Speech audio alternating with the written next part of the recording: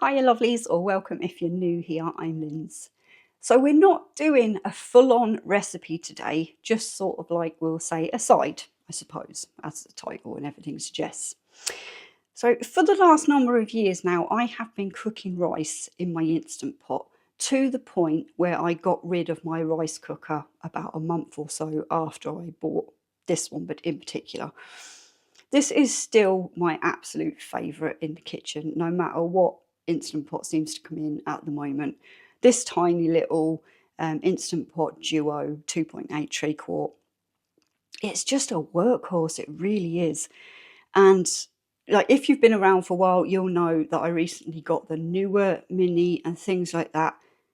Nothing's still, this is still the one I'm going to nearly daily, and as I was saying, I got rid of my rice cooker because this just done it all, and it just didn't see the point of having something else that I wasn't using shoved away in a cupboard or some dusty corner somewhere. But up until the last while, I have always been doing it directly in the pan. Now, I have got into doing a little bit of research and stuff like that on doing some more what is classed as pot-in-pot cooking. So basically, pot-in-pot cooking, and I know there's probably a lot of you going, hold on, Linz, I've only just got my electric pressure cooker, my Instant Pot, whatever. Help, don't throw me in too deep. It's really simple, it really is. And if you've ever any questions, ask them down in the comments. If I can't answer them, then there's normally somebody, because we've got a great community here that can. So pot-in-pot cooking. I'm only doing, as I said, I've got water to start off with in my main pot here at the minute, and I'll go through all that in a second. But a basic true pot-in-pot is this here. This is just a 6-inch stainless steel cake tin that I use in my air fryers. So we're making a multi-use piece of equipment we've bought, double up as something else. So just a quick breakthrough of pot-in-pot cooking is you would have two dishes that you don't want to cook together, shall we say. So basically you'd have maybe sort of like a main and then something else in your top pot. I haven't found any reason yet to have to cover my top pot. It's going to make sense to somebody, I'm sure. But anyway, I could have made this video in like 2 minutes. But as it is here with Linds and Life, we tend to go off on one a little bit. But most of you like that, and that's why you're here. So anyway, the pot-in-pot method, basically you would have something in the bottom and then you would have another separate pot with something else in.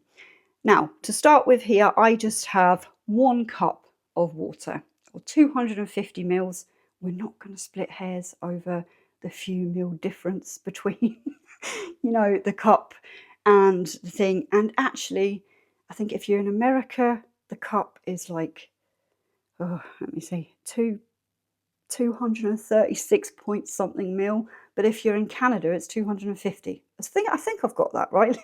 Down in the comments. Anyway, basic cup of water in the bottom with a trivet. Okay, so you want to keep your pot up off that. My easiest way if I do this, where it just becomes second nature then, is I have this tiny little jug here, and its measurement on it is up to 1 cup. Well, it says 250 mils.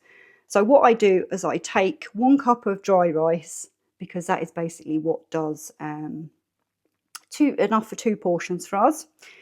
Then I rinse it really, really well. Now, the best way I found to do that is to do it in a sieve until the water completely runs clear.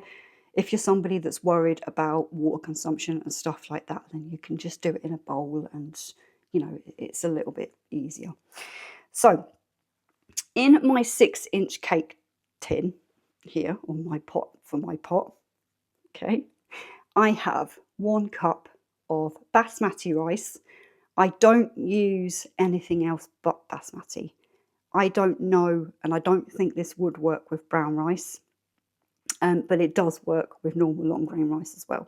But basmati is my preferred rice, okay? How many times can you say rice? So basically in there then is 1 cup of There we go. 1 cup of really well washed basmati rice. And then what I've done is the same level of where my rice was on this jug, I've filled with it's just cold tap water. So I am popping that into the pot. Don't forget, you've got 1 cup of water in the main pot itself, your trivet, then your pan or whatever it is you're using with your rice in. I like to add, that looked a lot more than it was because it took ages to come out, just a sprinkle of salt. Then we're going to pop on the lid. And I'm sure this is going to be flashing at me again. Yep, of course. I'm going to pop on the lid. We're going on to pressure. Now, you want to make sure your pressure is on high and this side here. So high pressure. And we're bringing that to 5 minutes. Oh, we don't need to press start on that one. I should know, I use it nearly daily, hell and ever. So that there, make sure it's on sealing. Thank you. That there now is going to come to its pressure. It's going to do its 5 minutes, and you want to leave it then for 10 minutes. Don't touch anything. Okay, and we'll come back then. Right, lovelies. So this has done, oh, it just switched over to 11 minutes. So we're just going to let the rest of that pressure out.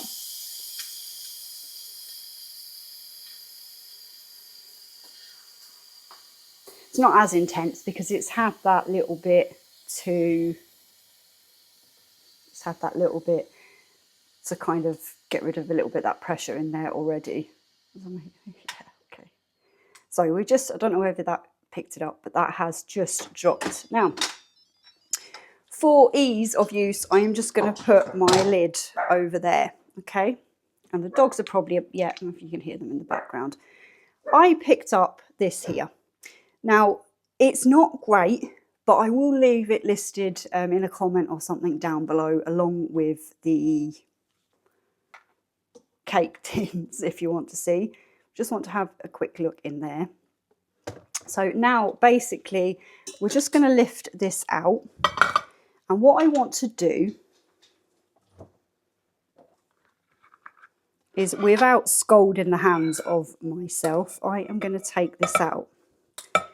Because the magic happens here when it kind of steams. Put this out onto the plate.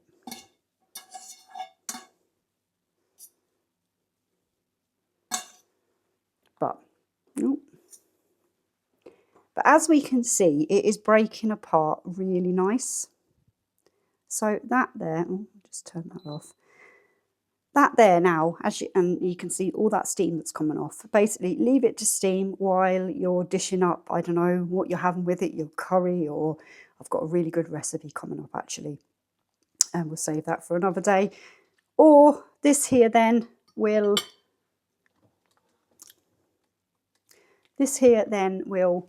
cool down. What I'm doing with mine now at the minute, because obviously I'm not doing a full dinner, is I'm waiting for this to cool down. Now you need to get it to cool down quite quick. Always follow your own sort of thing when it comes to reheating rice or anything like that. But this is going to cool down. This is going to go into a freezer bag and it's going to go into my freezer, because I always like to have some, especially out, you know, or in the freezer, ready for when I'm having them days where I just can't be bothered, even though that is really simple. So lovelies, that is just another way I have learnt to do rice. Let me know down in the comments, are you going to have a go? Also, what I like to know, if you cook brown rice, because it's not something I do, as I said, I just don't like it. Could you put down in the comments, if you use your electric pressure cooker, down in the comments how you do brown rice, because I know there's going to be so many people that are going to ask. Other than that, as I've said, I've been working on a new recipe and I'm really happy with it. We're calling it a fake away. So I'm not sure when that's going to be up, because if you've been around for the last couple of years, January, February can be a bit sort of like all over the place with filming schedule and things. But anyway, I hope this has helped somebody at least. But wherever you are, I hope that you are having an absolutely fantastic day. And once again, thank you so much for spending time with me. It really does mean the world. I'll talk to you all down in the comments or over on another video. But for now, goodbye. Have a good one.